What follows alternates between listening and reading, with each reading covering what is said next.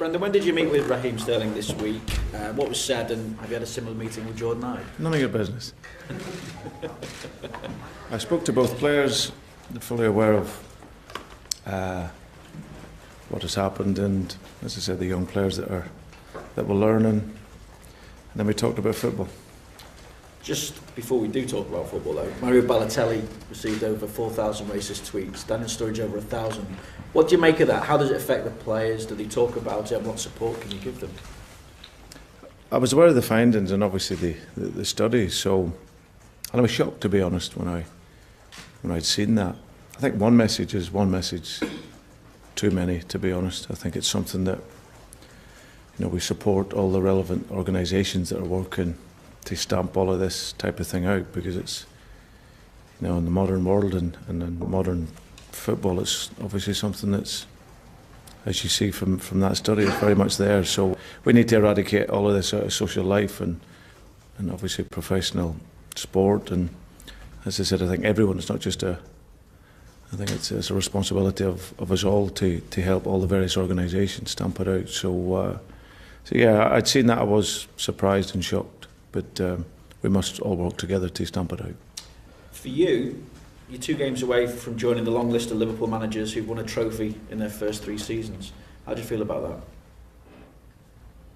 that? No, I think it's obviously it's a very long list of managers here that have been very successful at different eras and different times. Hopefully, I'll be judged in my time here, however long that is. That we've worked well, and obviously a part of that will be having won trophies. So, but it's a game at a time, and we have to get over a very difficult game against Aston Villa before we can even think of that. So, but the players are in good form and a good moment now, and we'll look forward to the game. Will you have Daniel Sturridge fit? Where's he at in terms of his recovery from the hip injury? Well, we'll give Dan every possibility to be fit for the game. We'll see how he is tomorrow, and then we'll take it from there. Steven Gerrard's obviously available to you again, so might he be coming back in for this one? Is he ready to come back in for this one? He's definitely ready. We played a behind closed doors game here on Monday, of which he and a few of the other players that have been out played in. So Stephen's fine. The most important thing is his availability. He's a special footballer, Stephen, and is at Wembley this summer, he knows very well. So whether he plays or doesn't play, he'll be a very important member of the squad for us on the day. And you've got some decent memories at Wembley as well, haven't you?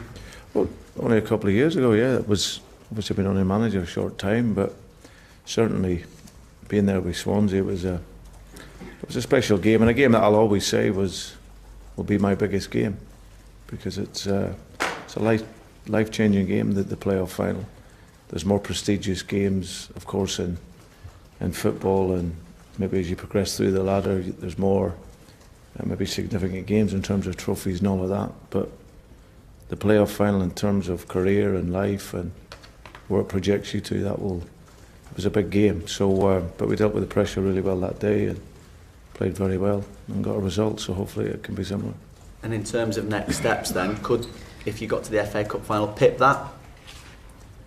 No, it's not even to win a trophy here with Liverpool is something that's very important. That's why we're here. You know, we're here no matter what era you're in. You'll always be judged here at Liverpool on trophies. So we've made steps over the last couple of years, and we want to continue making those by winning trophies. And as I said, you judge it on its own merit. Like as I said, that was the biggest game for me. The Swansea City, the playoff final, and it always will be. So it's not about pipping. It's not about. It'll be exactly the same if we ever got to Champions League final. That game for me in my career will always be the biggest one. This one here, different circumstance. It's something that we want to do for the supporters. You know, it's an incredible support we get here, and we want to send them home happy and as I said, arriving in another final, hopefully. Brendan, there are a few players around who've got the ability to take the game by the scruff of the neck than Steven Gerrard, and quite often you need that at Wembley. Players like that who can who can really be prominent throughout the game, and it must be wonderful to have him back and know that he can have that sort of influence for you. Yeah, he's a special player, Stephen. Still is. You know, he's been throughout his time. Incredible player who, in the main, is always in the big games, produced big goals and big moments, and always produces a great contribution to the team. So like I say, the most important thing was having him back. But as you say, he knows Wembley very well, and he's someone who, as I said, he's got a special quality. As far as Aston Villa are concerned, at the wrong end of the table for far too long, probably, when you look at the squad they've got. They've given you real problems at Anfield, haven't they, in recent seasons? And when Benteke's in full flight and the pace of Agbonlahor, that they can be a real threat. Yeah, if I analyse the home games, we've been probably caught on the counter-attack a number of times at home where we lost. We conceded a poor goal where we lost 1-0 at home from a corner, and that was a disappointing result. The year before that, they were better than us when they won. But away from home, it's always been totally different. We've always, in the main, controlled the game and played well. So controlled the counter attacks and, as I said, and put in a good performance. But of course, it's a different arena, different type of game.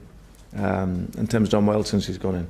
I think Paul Lambert, in his time there, done very well. I think obviously towards the end it was maybe difficult for Paul, and sometimes it shows you, even when you change a really, really good manager in Paul, that as I say, sometimes it needs that change of management. But Tim's gone in and done well, brought a new sort of leadership to the group, and they've responded, and obviously they're still fighting down there. But really good result last week, and I liked him. He's very passionate. He's one of, as I said, we're a few British coaches that working at the level, and we always seem to have to fight that bit harder to prove our worth, and he's obviously certainly doing that and doing very well. And what sort of difference is it going to make having Martin Skrtel available again? He's really been missed. He's a pivotal figure for you. Very much so, very important. Been outstanding this season for us, whether we've played in a back four or back three, and I think in the last couple of years he's really come to the fore in terms of this team. So great to have him back. He looks fit and strong, and he'll be also available. And he, just one final one, he appears to have developed new leadership qualities this season as well that have been missing really since Jamie Carragher's been out of the team. Yeah, he's very well liked and respected here at the club, Martin. And like I said, in what was a tough time for him in the first 6 months, when I came in here, it was difficult for him. He was having to adapt to a new way of working and playing. But he didn't moan, he didn't complain. We sat in the office and looked through strengths and the areas that he needed to improve on, and he took that onto the training field and then worked his way back in. And since that moment, then he stayed in the team and been outstanding. So he's a real strong character, great player to have in your dressing room, and as I said, his performance level this year in the main has been outstanding. Anything from Radio City? Juice? No? Anything original? No?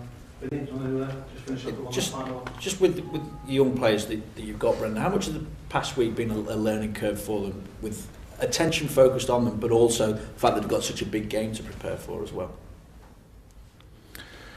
I think both young players are obviously aware of the responsibilities, and I think what all you can do is continually educate them, and I think it's perspective as well. I think you look at Raheem, he didn't do anything illegal. It was something that was maybe he looked back on in years to come, and probably wasn't the wisest thing to do it at this moment. But for me, it's more about the welfare of the two young players, making them aware of, as I said, the health issues that come with that, and also about the professionalism, you know, and what you're representing, and that's very important. And but like we've said before, they'll make mistakes, you know, whether it's them two or other young players, they make mistakes. In the main, young footballers, players they're good people, and they're good guys who do a lot of things that go unnoticed. And then obviously sometimes they get caught out, and that's just youth, and that's just learning. You know, we talk of players as being role models. You know, I think the best role models in your life are your parents and your guardians. but we're not perfect either. We make mistakes, and we learn. And if we have to do that when we're older in life, then certainly young players will do that, and they need the support in that. So they're fully aware of the issues that surround what they did, and as I said, it's just education for them.